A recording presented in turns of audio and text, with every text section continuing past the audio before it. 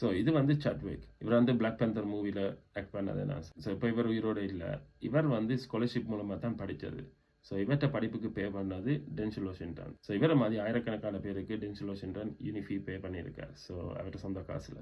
So இது வந்து இந்த பிளாக் பேந்தர் மூவி அவார்ட் கிடைக்க தான் சாட்விக் வந்து சொன்னது அந்த ஸ்டேஜில் தான் படித்தது டென்சில் வாஷிங்டன் ஸ்காலர்ஷிப் மூலமாக தான் யூனிவர்சிட்டி கிராஜுவேட் பண்ணான்னு சொல்லி அவர் தான் பே பண்ணாண்டு. ஸோ இது வந்து டென்சில் வாஷிங்டனுக்கே தெரியாது. அன்றைக்கு அவார்ட் நடக்க தான் அவருக்கே தெரியும் அவர்கிட்ட ஸ்காலர்ஷிப் மூலமாக தான் இவன் படித்து டிகிரி எடுத்தான்னு சொல்லி. ஸோ டென்சில் வந்து எத்தனை பேருக்கு இப்படி உதவி செஞ்சிருக்கார். அவருக்கு தெரியாமலே அவர் ஆக்களுக்கு பே பண்ணி கொண்டிருக்கார்.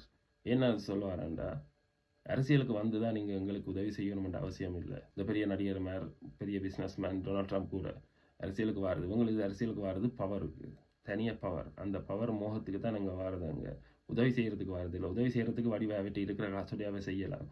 இங்கே வந்து தான் செய்யணும்ன்ற அவசியம் இல்லை. இந்த சூர்யா பாருங்க செஞ்சுட்டு இருக்காருன்னா தமிழ்நாட்டுக்கு அரசியலுக்கு வந்து தான் செய்யணும்ன்ற அவசியம் இல்லை. அந்த மனசு இருக்கணும் சொந்த காசில் செய்கிறதுக்கு. அதுக்கப்புறம் பேருந்து அப்படி வர வேண்டிய நிலைமை வந்தால் அது வேற கதை. இங்கே வந்து தான் நான் செய்வோன்னு சொல்கிறாங்க தானே, அவங்கள நம்பக்கூடாது. நாங்கள் அவங்களோட நோக்கம் வேறு ஏதோ.